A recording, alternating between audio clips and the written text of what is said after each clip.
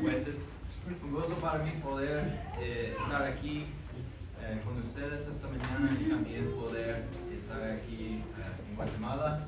Otra vez es mi primer mes regresar, hace 2 años, entonces sí es un gran privilegio para mí poder estar aquí con ustedes hoy.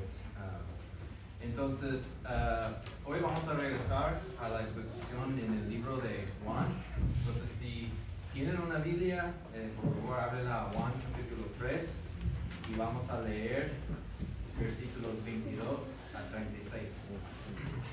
Juan capítulo 3, versículos 22 a 36. Juan 3. 22 a 36.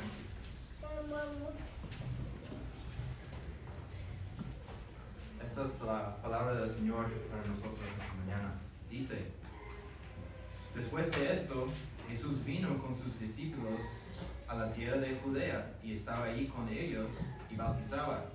Juan también bautizaba en Enón, cerca de Salim, porque allí había mucha agua, y muchos venían y eran bautizados, porque Juan todavía no había sido puesto en la cárcel.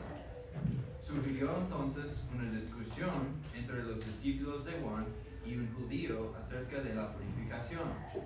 Vinieron a Juan y le dijeron: Rabí, mira, aquel que estaba contigo al otro lado del Jordán, de quien dice testimonio, está bautizando, y todos van a él. Juan les respondió: ningún hombre puede recibir nada si no le es dado del cielo. Ustedes mismos me son testigos de que dije: yo no soy el Cristo, sino que he sido enviado delante de él. El que tiene la novia es el novio, pero el amigo del novio que está allí le oye, se alegra en gran manera con la voz del novio, y por eso este gozo mío se ha completado. Es necesario que él crezca y que yo disminuya. El que procede de arriba está por encima de todos. El que es de la tierra procede de la tierra y de la tierra habla. El que procede del cielo está sobre todos. Lo que él ha visto y oído, de eso da testimonio, y nadie recibe su testimonio. El que ha recibido su testimonio ha certificado esto, que Dios es veraz. Porque aquel a quien Dios ha enviado habla las palabras de Dios, pues él da el Espíritu sin medida. El Padre ama al Hijo y ha entregado todas las cosas en su mano. El que cree en el Hijo tiene vida eterna, pero el que no obedece al Hijo no verá la vida, sino que la ira de Dios permanece sobre él. Oremos. Padre, gracias por esta mañana que podemos tener un día extra de vida, que podemos tener una oportunidad más de exaltarte, de adorarte, de escuchar de tu palabra. Te pido, Señor, que tú puedas estar exaltado esta mañana, y no yo ni ninguna persona aquí, sino que tú seas exaltada en esta mañana y cada día en nuestras vidas. En el nombre de Jesús oramos. Amén. Bueno, hoy en día estaba buscando el internet. Dice que hay 8,000 millones de personas que viven en la tierra. Hay 8,000 millones de personas en el mundo. Y Dios formó y creó cada uno de esas personas y sostiene cada uno de esas personas, incluso nosotros, por su poder. Entonces, si nosotros estamos aquí esta mañana, significa que Dios tiene un propósito para nosotros. Si aún estamos respirando, significa que aún Dios tiene un propósito, ¿verdad? Entonces, de esas 8,000 millones de personas que están respirando ahora mismo, podemos decir que naturalmente algunos en el mundo podemos ver que algunos van a subir por encima de otros, especialmente en la importancia. Podemos pensar tal vez en unas personas famosas o bien conocidas como actores o futbolistas o músicos, y no sé qué piensan ustedes, pero cuando me pongo a pensar en esas personas, a veces es difícil no tener envidia, es difícil no imaginar si las cosas fueran diferentes, si tenía otro trabajo, o si me oro más a Dios, o si tal vez trabajar más puedo alcanzar lo que tienen ellos. Pues tal vez ustedes están dispuestos a hacer cualquier cosa, incluso dejar su fe, incluso dejar su familia para llegar a un punto de alto nivel.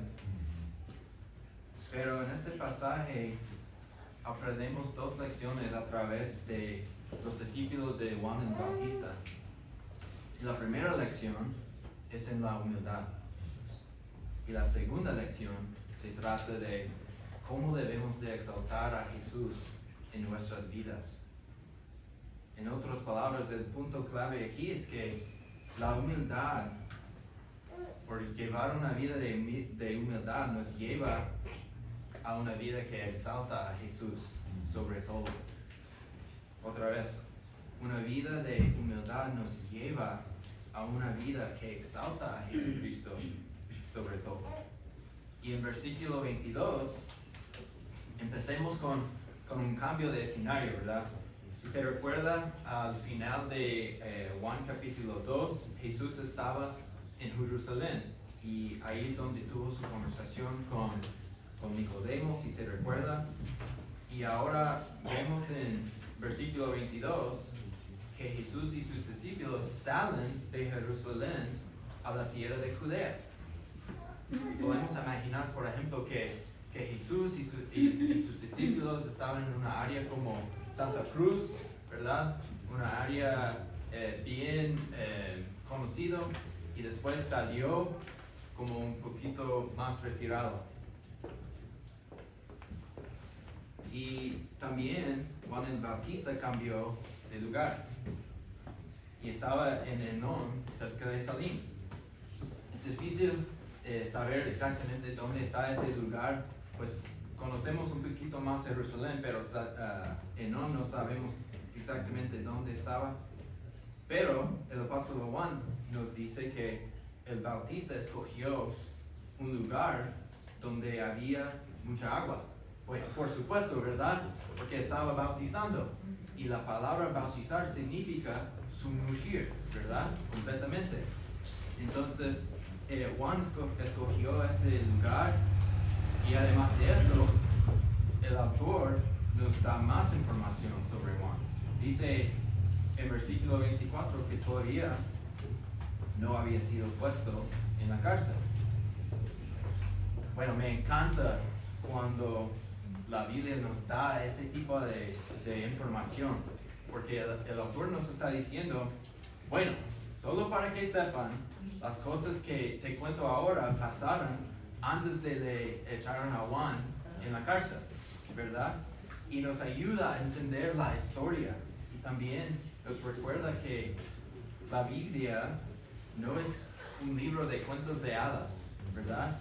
No es un libro de dichos, sino que es la palabra de Dios, y tiene historia que es real, y tiene registros precisos, y que nos dice la verdad acerca de quién es Dios, quiénes somos nosotros, la gran problema que tenemos en el pecado, y la solución para ese problema en Jesús. Y también nos dice cómo va a terminar todo. Entonces, podemos confiar en la palabra de Dios, pero a veces nos cuesta entenderla, ¿verdad? O a veces no entendemos las cosas bien, o a veces solo buscamos un verso y lo sacamos y construimos una doctrina de ese verso que es falso. Pero La Biblia es un libro. Dios nos dio su palabra en un libro y tenemos que leerla así. Por ejemplo, en versículo 22 dice que Jesús estaba ahí con ellos y bautizaba. Pero en capítulo 4, versículo 2, dice, aunque Jesús mismo no bautizaba, sino sus discípulos. ¿Verdad? Entonces, ¿cómo funciona eso? ¿Cómo es que en capítulo 3 dice que Jesús bautizaba y en capítulo 4 dice que no bautizaba? ¿Cuál es? ¿Verdad? Y es por eso que tenemos que leer la Biblia como un libro. Tenemos que, como Pastor Tal está animándolos a hacer, es leer la Biblia. Porque si no la leemos, no vamos a saber qué dice. Pero aquí parece un problema, ¿verdad? Parece que la Biblia contradice a sí mismo. Pero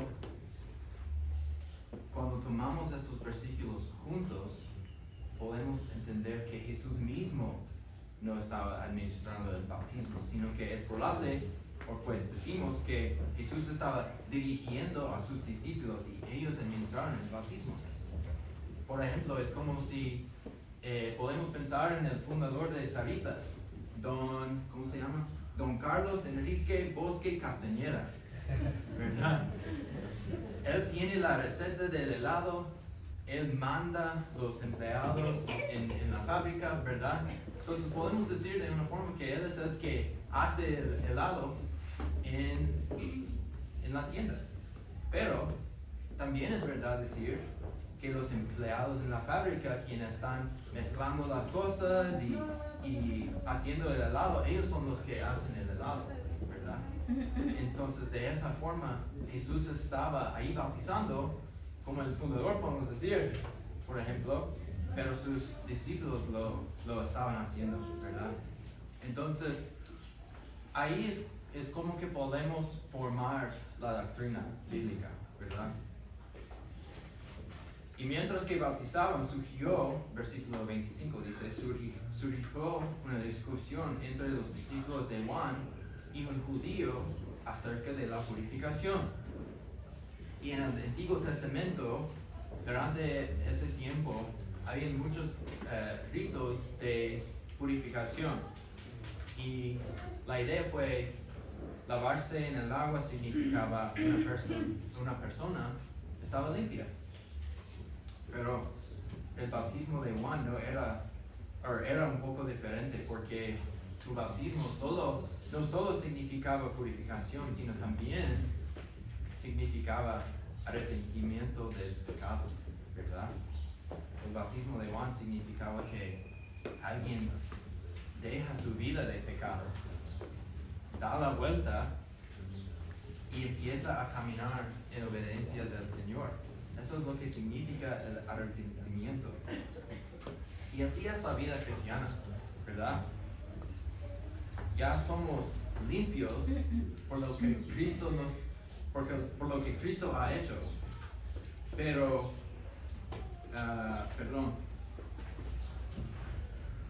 ya somos limpios, pero ahora vivimos una vida de arrepentimiento, ¿verdad? Ya hemos sido justificados delante de Dios, pero ahora llevamos esa vida de arrepentimiento. Y eso es lo que significa el bautismo. Pero me imagino que esta idea fue un poco confusa en ese tiempo. Y por eso que tenemos esta conversación con el judío. Pero los discípulos de Juan tampoco entendieron el bautismo. Se pusieron celosos cuando la gente iba a Jesús en vez de subir a Juan el Bautista. Versículo 22 nos indica que los discípulos de Juan no entendían lo que estaba pasando. Versículo 26 dice, vinieron a Juan y le dijeron, Rabí, mira, aquel que estaba contigo al otro lado del Jordán, de quien este testimonio está bautizando, y todos van a él. Amigos, tenemos que aprender esta lección. los discípulos de Juan pasaron muchísimo tiempo con él. Y me imagino que escucharon lo que Juan estaba diciendo. Por ejemplo, en Juan capítulo 1,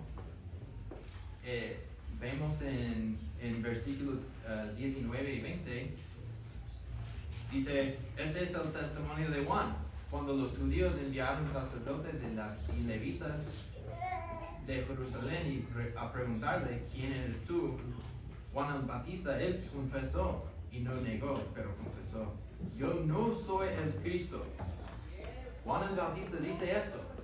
Y también en capítulo 1, 35 a 36 dice, al día siguiente Juan estaba otra vez ahí con dos de sus discípulos y vio a Jesús que pasaba y dijo, ahí está el Cordero de Dios. Sus discípulos estaban ahí, ellos escucharon lo que Juan estaba diciendo, pero no entendieron, no lo creían, no,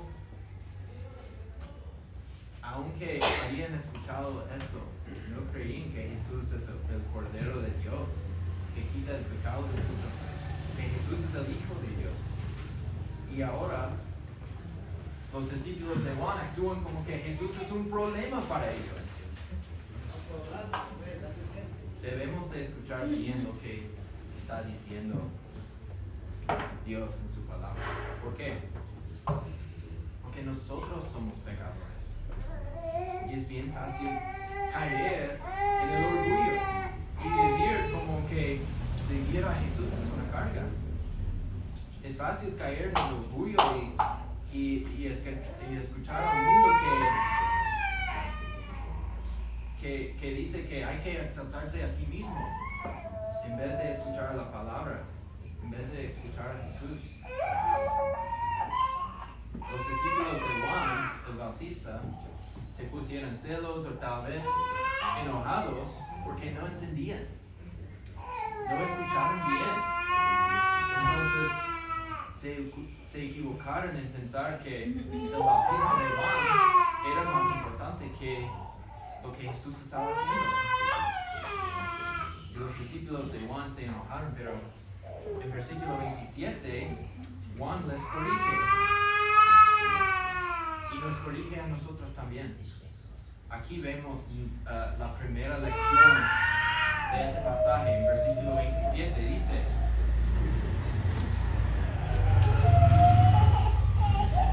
Juan les respondió, ningún hombre puede recibir nada si no le es dado del cielo. Esta es una lección en la humildad. Y me encanta la respuesta de Juan, porque Juan está exponiendo a los corazones de sus discípulos. Está mostrándoles que ellos tienen un problema con el orgullo.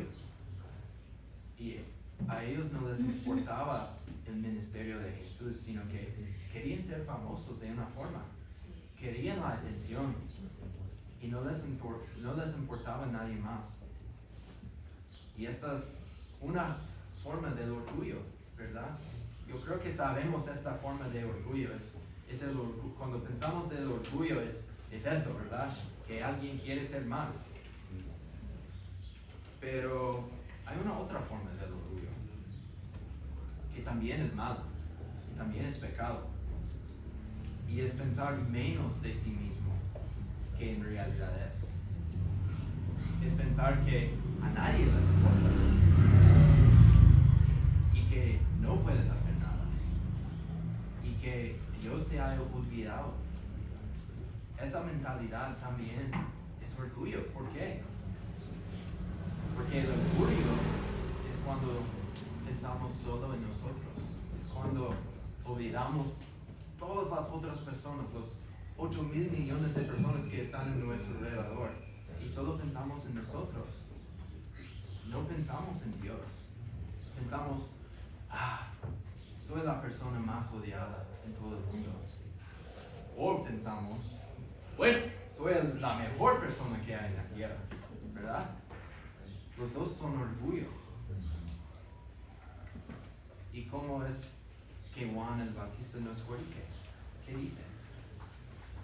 Nos dice, piensan en Dios. Piensen en el papel que Dios te ha dado. Piensen en lo que ustedes tienen de Dios. Así que, por ejemplo, alguien que tiene muchos talentos o alguien que tiene una casa grande o alguien que tiene mucha comida, no puede jactarse de esas cosas. Es imposible. Porque todo viene de Dios. Entonces, esa persona puede darle gracias a Dios en humildad, en vez de jactarse. Y de la misma manera, alguien que se siente solo, o alguien que no tiene comida, o alguien que no le gusta su trabajo, o no le gusta, en vez de quejarse de su estado, ¿verdad? Esa persona puede darle gracias al Señor. Esa persona puede tener gozo y vivir una vida por la gloria de Dios. ¿Por qué? Porque todo viene de Dios. Por lo bueno o por lo malo. Todo viene de Dios. Y Dios tiene un propósito con cada cosa que nos da. O con cada cosa que no nos da. Que le viene de nosotros. Dios tiene un propósito. Y es por eso que Pablo dice en 1 Corintios 4:7, porque ¿quién te distingue? ¿Qué tienes que no recibiste? Y si lo recibiste, ¿por qué te jactas como si no lo hubieras recibido? Entonces, cuando entendemos la bondad de Dios y la soberanía de Dios sobre todas las cosas, podemos tener confianza que Dios nos ha dado exactamente lo que necesitamos para que Él reciba la gloria y nosotros tengamos paz, ¿verdad? Y tenemos un ejemplo de la humildad en versículos 28 a 29. Juan dice, ustedes mismos me son testigos de que dije, no soy el Cristo, sino que he sido enviado delante de Él. El que tiene la novia es el novio, pero el novio que está allí y le oye, se alegra en gran manera con la voz del novio. Juan sabe su papel en este mundo. Él sabe que Dios le envió a dar testimonio a Jesús. Y a dar testimonio a quién era Jesús. ¿Quién es Jesús? El Hijo prometido que vino a buscar y salvar a los que están perdidos. Entonces, Juan no está tratando de ganarle a Jesús en un juego de bautismos. Al contrario, Juan el Bautista está pensando en otras personas. Él no está enseñando Él nos está enseñando cómo ser humildes. Y Juan no se pone celoso y tampoco se pone triste. Él nos da una imagen para poder ver cómo funciona esto mejor. Aquí vemos como un ejemplo de Juan. Y en versículo 29. Y en el Nuevo Testamento de la Biblia, los autores usan esta imagen de matrimonio muchas veces para describir a Cristo y su pueblo. Entonces aquí Jesús es el novio y cada creyente en Jesús, la iglesia es la novia. Jesús es el novio que da su vida por su novia, ¿verdad? Jesús es el que vino a salvar a su novia de sus pecados. Y Juan el Bautista, pues, está ahí como el amigo, ¿verdad? Está ahí como podemos imaginar que Juan, por ejemplo, si pensamos en una boda, ¿verdad? Sería muy malo y muy raro si el amigo trata de meterse entre el novio y la novia. Podemos imaginar que el amigo está ahí haciendo ruido y y siendo loco durante la boda, ¿verdad? Tratando de meterse entre la pareja. Entonces Juan está diciendo, no, yo no soy entre ellos, yo soy el amigo que está dando testimonio a esta pareja, a Jesús y su iglesia. ¿Por qué? Porque Jesús es el que vino a salvarnos.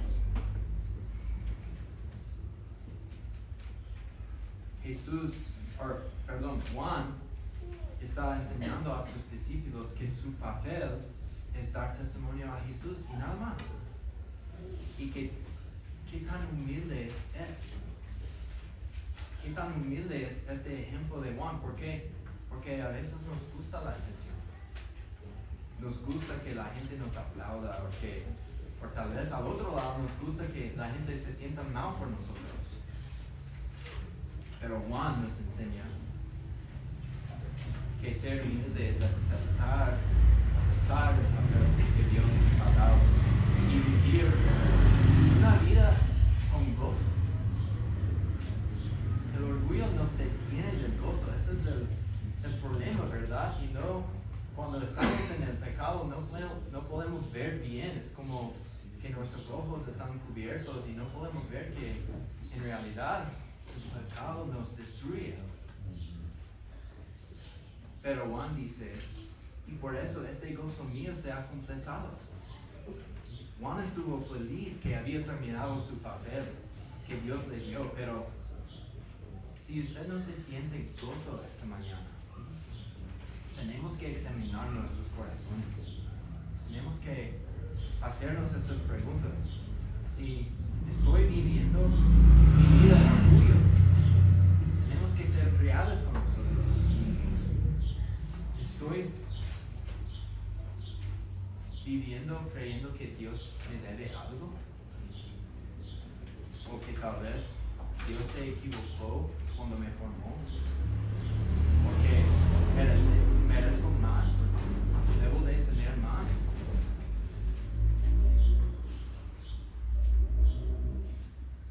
O estamos creyendo que tenemos que ganar la salvación, porque en el orgullo tratamos de hacerlo, tratamos de hacer nuestra salvación. Pero en versículo 30, Juan dice, es necesario que Él crezca y que yo disminuya. Y esta es la segunda lección que debemos de aprender de Juan el Bautista. Es cuando vivimos una vida humilde, nos lleva a exaltar a Jesús sobre todo. Y la palabra exaltar significa elevar a alguien o algo a gran nivel o dignidad. Y eso es lo que hicimos esta mañana, ¿verdad? Cuando empezamos el servicio, empezamos exaltando a Jesús. ¿Por qué? Porque Él es el que es digno de nuestra adoración. Entonces, cuando consideramos quién es Dios y todo lo que Jesús ha hecho por nosotros, nos lleva a exaltarle a Jesús. Ya no exaltamos nuestro trabajo, ni nuestro talento, ni nuestros problemas o desafíos. Esas cosas no son malas. No son malas a menos que ocupan el lugar de Dios. Entonces la pregunta es, ¿qué es lo que tú estás elevando en tu vida? ¿Solo exaltamos a Jesús cuando venimos a la iglesia en la mañana? ¿O lo exaltamos cada día? ¿Qué cosas estamos poniendo por encima de Jesús en nuestras vidas?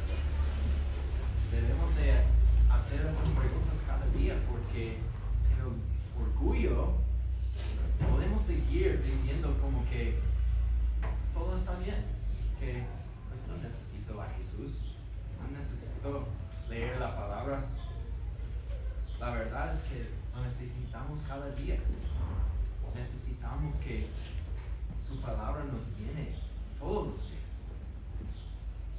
Entonces necesitamos humillarnos y mirar a Jesús pasar tiempo con Jesús y depender en Jesús por todo lo que necesitamos. Y de esa manera Jesús puede crecer en nuestras vidas y nosotros podemos disminuir.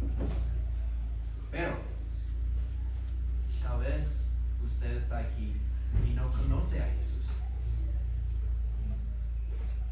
Pues, ¿por qué exaltar a Jesús? ¿Por qué tenemos que hacer esto y esto y esto, leer la Biblia, todas esas cosas? Pues, me imagino que los discípulos de Juan no lo conocían tan bien, mucho, o tampoco. Entonces, Juan nos explica en versículos 31 a 35 por qué exaltamos a Jesús. Nos explica quién es Jesús. Y miren en versículo 31. Dice, el que procede de arriba está por encima de todos.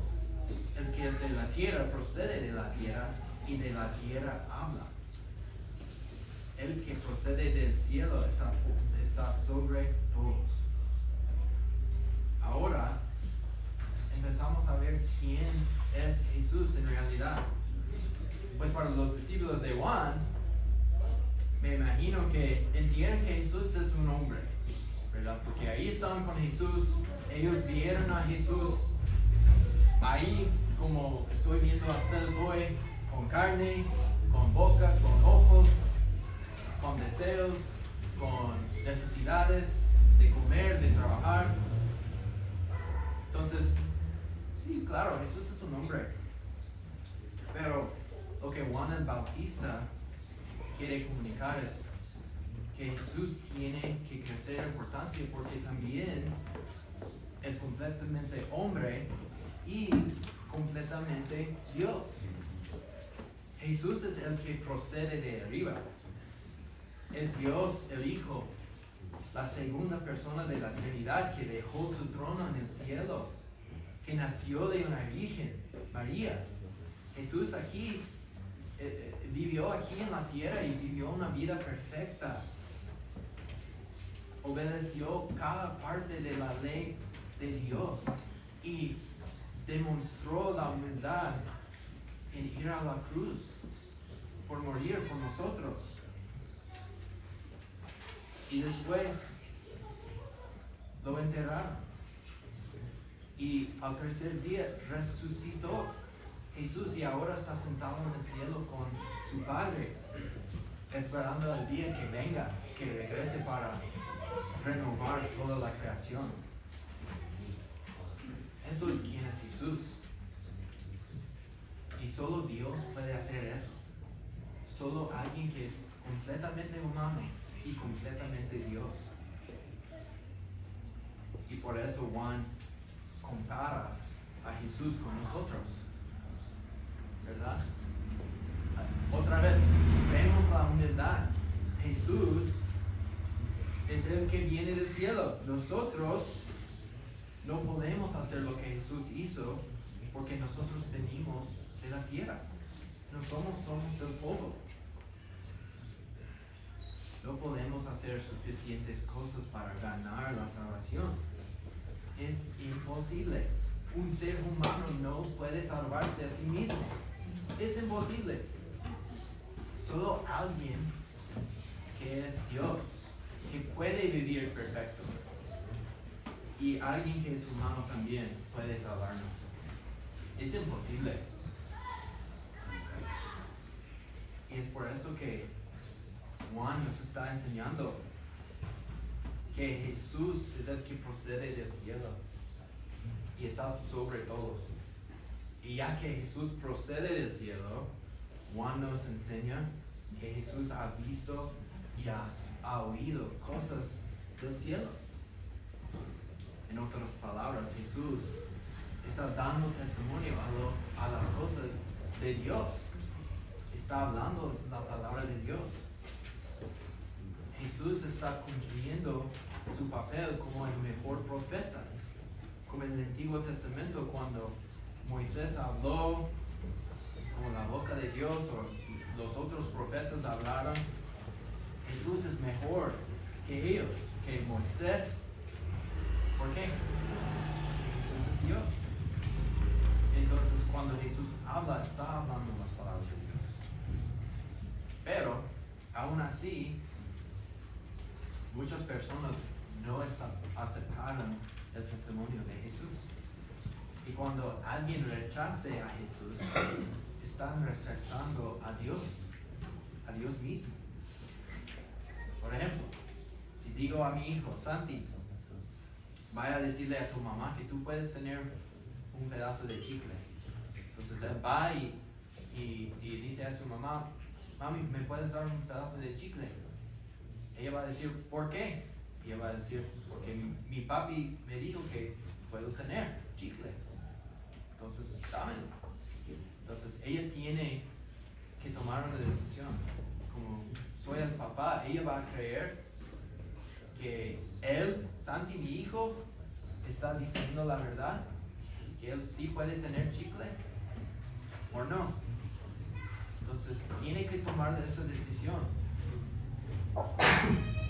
Pero me imagino que mi esposa, como la gran, pues, bonita esposa que es, en todas formas, ¿verdad? Va a decir sí. ¿Por qué? Porque ella cree que la palabra de mi hijo viene de mí, viene de su papi. Entonces va a decir, ok. Y de esa forma, perdón, el ejemplo está un poquito diferente, ¿verdad? Porque yo no soy Dios, pero de esa forma, cuando el hijo habla, está hablando las palabras del Padre. Por ejemplo, cuando los profetas en el Antiguo Testamento hablaron, el Espíritu Santo descendió sobre ellos. Entonces, cuando hablaron y dijeron, el Señor dice esto, hablaron la palabra de Dios. Pero Jesús es el mejor profeta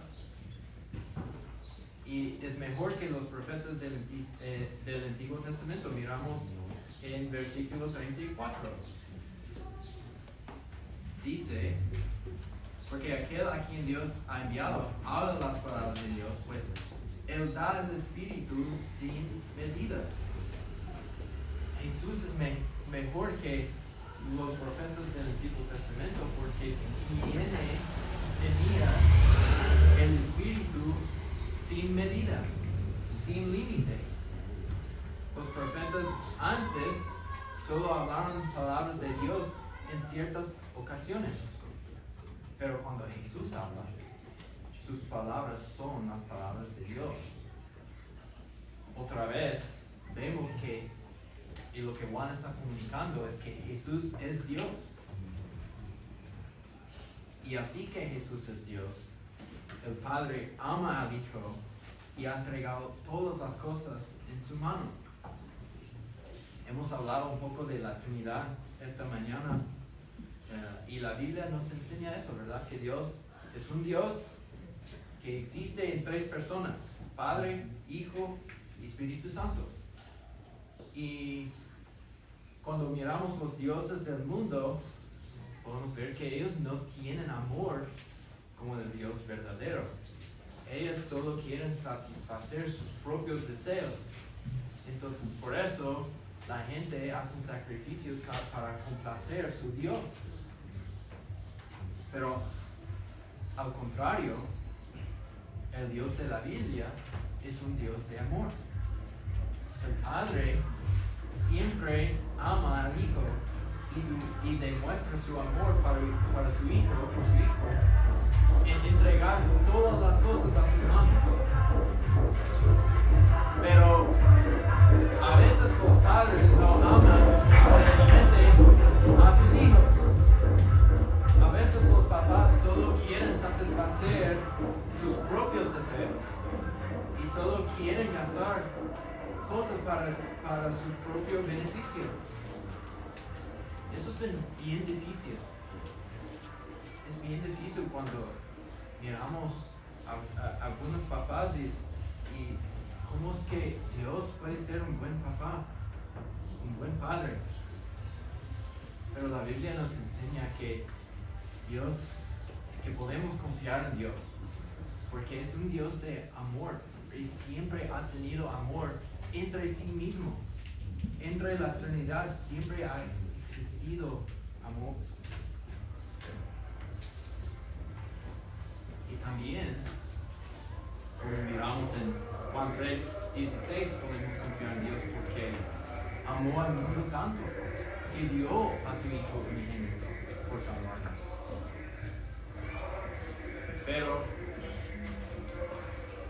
¿por qué está Juan diciendo todo esto? ¿Verdad? Porque hay mucho aquí en este pasaje. ¿Por qué es importante saber que Jesús es Dios y que el Padre ama a su Hijo y que tenemos que ser humildes? ¿Se recuerdan que los discípulos de Juan estaban celosos que todos iban a Jesús para ser bautizados? Pero Juan está exaltando a Jesús y diciendo, no me exaltan a mí. Yo no soy digno de ser exaltado. El único que es digno de recibir toda la honra y gloria y adoración es Jesús. Juan nos enseña que cuando vivimos una vida humilde nos lleva a exaltar a Jesús sobre todo. Pero el problema es que no le exaltamos a Jesús como debemos. No siempre somos humildes. Nosotros caemos en el orgullo. Y el orgullo es pecado contra un Dios santo y perfecto. Pero lo más bonito es que Jesús no tenía orgullo. Esto es el punto de Juan. Jesús siempre hacía lo que el Padre dijo. Jesús vivió una vida perfecta y se humilló por ir a la cruz y morir una muerte horrible por el pecado que él no cometió. Esa es humildad. Murió para salvarnos del pecado. Y qué increíble es esa obra. Qué humilde es esa obra. Y esa es la buena noticia. Ese es el Evangelio. Y para terminar este pasaje, Juan nos dice cómo debemos de responder a esta verdad. Mira el versículo 36. Dice, el que cree en el Hijo tiene vida eterna, pero el que no obedece al Hijo no verá la vida, sino que la ira de Dios permanece sobre él. Entonces, cuando escuchamos de la obra perfecta que Jesús hizo por salvarnos y que Jesús es el único que puede salvarnos del pecado, hay dos respuestas. Uno, se puede responder con el orgullo y se puede rechazar la obra de Jesús. En muchas religiones, la gente tiene que hacer buenas cosas, buenas obras y tratar de hacer más bien que mal para ganar su salvación. Y esta mentalidad es orgullo. Esa mentalidad es decir que está bien Dios, yo lo puedo hacer, en vez de dejar que realizar que Jesús ya lo hizo. No tenemos que hacerlo, pero en el orgullo queremos ganarlo. Entonces el orgullo dice, yo lo puedo hacer. Pero la Biblia nos enseña el opuesto. Vemos esto en Efesios 2. 8 a 9, ¿verdad? Dice, porque por gracia ustedes han sido salvos por medio de la fe. Y esto no procede de ustedes, sino que es don de Dios, no por obras, para que nadie se glorie, o para que nadie se jacta. Porque somos hechura suya, creados en Cristo Jesús para hacer buenas obras, las cuales Dios preparó de antemano para que anduviéramos en ellas, ¿verdad? Entonces la primera respuesta es rechazar la obra de Jesús. Pero la otra que se puede tener es la humildad. Cuando vemos el gran problema que tenemos entre nosotros y nuestro Creador Dios, no debemos mirar a nosotros mismos, sino que debemos mirar a Jesús con humildad y la obra perfecta que hizo y creer en Él en nuestra salvación. Esas son las lecciones de Juan el Bautista. Están enseñándonos la humildad y cuando llegamos a ese punto nos lleva a exaltar a Jesús. Y cuando vemos qué tan grande, poderoso y perfecto es Dios, la única respuesta es humillarnos y creer en Jesús. Y la Biblia nos enseña que todos los que creen en Jesús también obedecen su palabra, ¿verdad? Acabamos de escuchar esto en Efesios 2, que nos salvó por las buenas obras, no que nos salvó porque hacemos buenas obras, sino que nos salvó para que después, cuando miramos a Jesús, cuando nos humillamos, nos lleva a exaltar a Jesús con nuestras obras. Y para los que... Entonces, vemos esas dos respuestas y tenemos que tomar una decisión. Entonces, mi petición para ustedes hoy es que tomen esa decisión. Hoy, puedes tomar esa decisión y dejar que tratar de hacer esto y esto. No tenemos que hacerlo. Jesús ya lo hizo. Pero, para ser sabios, tenemos que creer en Él. Y para los que ya son cristianos, Jesús nos enseña en el Sermón del Monte, por ejemplo, cómo debemos de vivir. Entonces, una tarea para ustedes esta semana, este mes, tal vez hoy en la tarde, es leer Mateo capítulo 5, Mateo capítulo 5, 6 y 7. Es el Sermón del Monte. Y ahí Jesús nos enseña que la vida cristiana es una vida de humildad. Pero,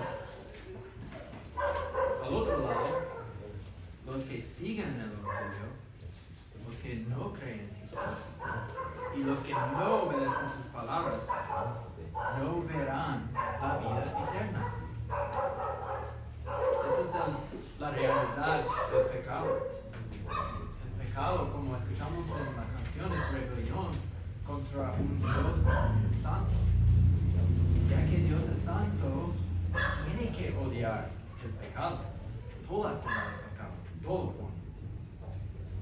Entonces la respuesta de Dios contra el pecado es ira.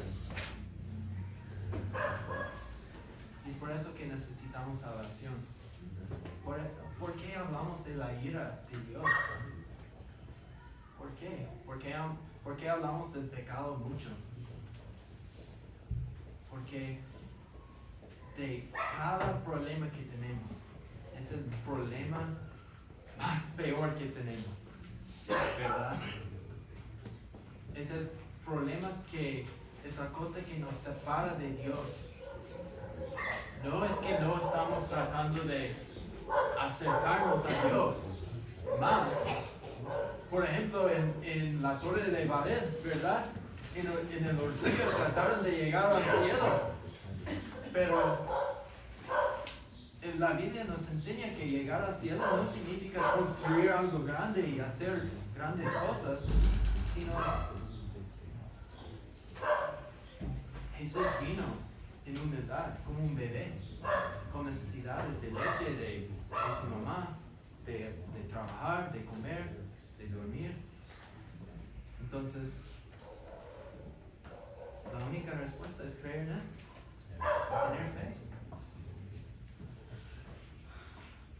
Entonces, si no has puesto tu fe en Jesús, y si no has arrepentido de tus pecados, les pido que hablen con Pastor Todd, con Brock, conmigo después, para que podamos explicar un poquito más qué significa creer en Jesús y qué significa dar su vida y seguirle a Jesús. Pero si ya has puesto tu fe en Cristo, creo que este pasaje es una llamada a examinar nuestras vidas. Porque la verdad es que es muy fácil caer en el orgullo. Todos lo hacemos.